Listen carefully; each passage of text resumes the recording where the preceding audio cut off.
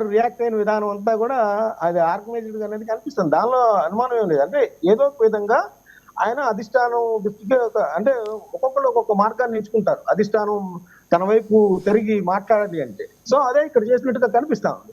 So దీని పవన్ కళ్యాణ్ గారు లేకపోతే ఇప్పుడు చెప్పిన మీరు క్రాంతి గారు రియాక్ట్ అయ్యారంటే అది కూడా జనసేన స్ట్రాటజీ కావచ్చు. జనరల్ గా ఎందుకంటే మీరు ఒకటి ఆయన ఆ గమనించుంటారు, మీకు విధంగా తెలుసు సార్, జనసేనకి ఒక డిసిప్లినరీ కమిటీ ఉంటుంది, అజయ్ గారు చూస్తుంటారు.